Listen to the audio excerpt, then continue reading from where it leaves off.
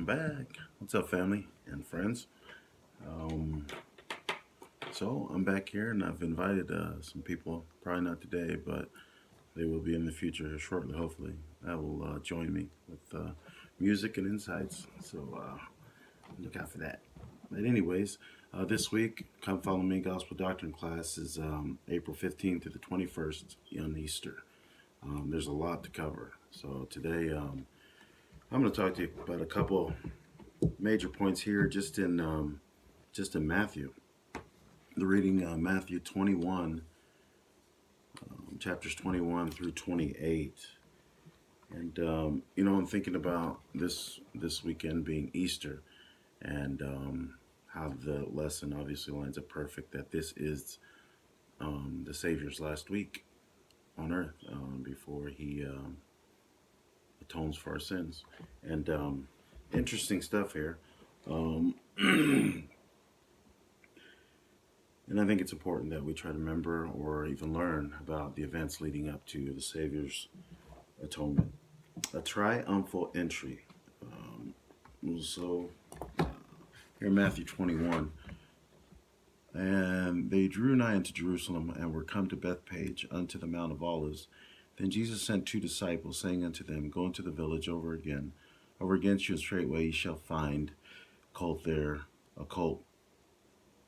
there, loose them and bring them unto me. So Jesus telling the apostles, go get this the donkey. He's going to make a triumphal entry to Jerusalem. And I'm going to skip down here to verse 8. So the Savior gets on the donkey, and what is a donkey? I've written down some notes. Once again, I'm using my some guides, New Testament guide, and also this one as well. So there's the author.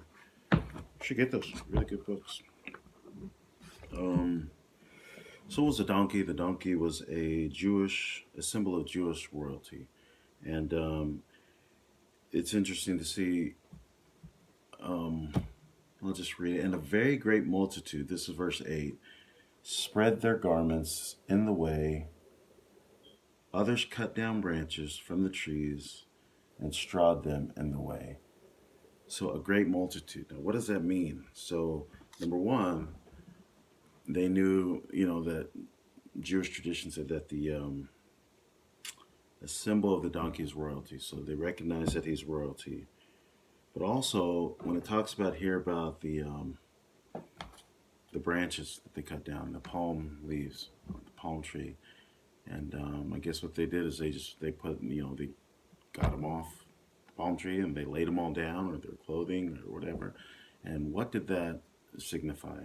That was a gesture in those times that recognized the Savior as either a king or a conqueror. And it's something they only did for those kings or conquerors. And so as you're thinking about, that time, apparently there's multitudes that did believe. I know, of course, there had to have been, but also you got to remember he was crucified a week later. So, and all we ever see really on videos and things of that nature is how, the Jews or his people were just, and it's the only place that would have crucified the Savior. So he had to go there, his own people. And so there's all these people, give us Barabbas, and crucify the Savior. But here, it talks about the multitude that believed. And, how does that make you feel? I mean, to know that, how does that make me feel? Where would I have been had I been in that time? Would I have been, with scribes and Pharisees, or would I have been climbing that tree and get me a branch or maybe 100 branches, and I'd be lying in that road? I would hope that that's what I would do. But I thought that was great. Just to me, just one of the things to get out of this, out of this week's lesson is just where would you be?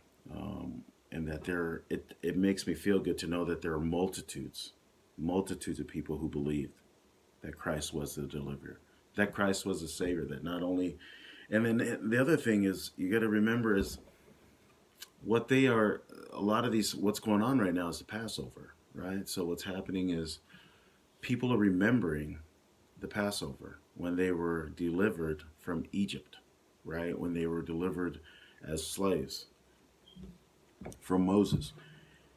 And yet here, what's the significance? What's happening today is that the Savior is here to deliver you again, to deliver you spiritually, to deliver you from sin. And it's even a greater thing that is happening right now. Yet, even to this day, we celebrate the Passover. Um, but I think that, with Easter, I know that I can't really say for sure, but I know that for me, in my upbringing in the church, that we've always celebrated more Easter as far as the resurrection.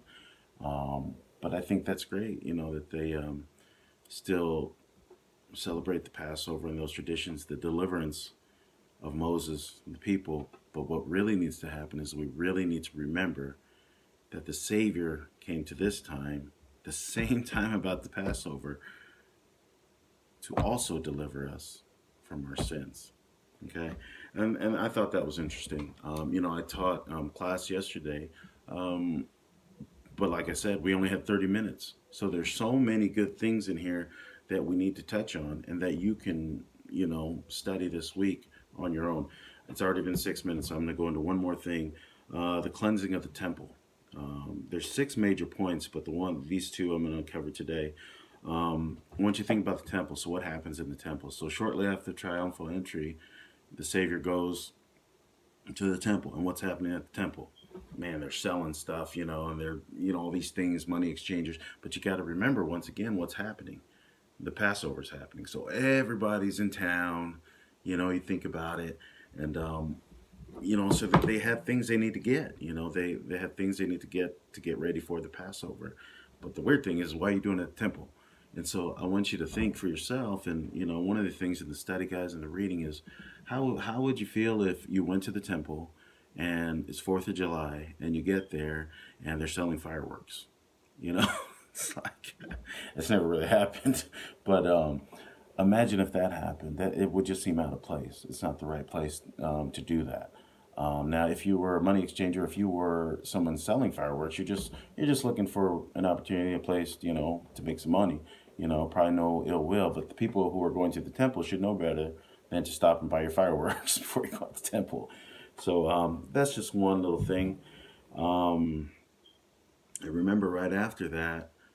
Oh man, there was one I wanted to touch on, but right after that, the Savior continued to heal the sick, right?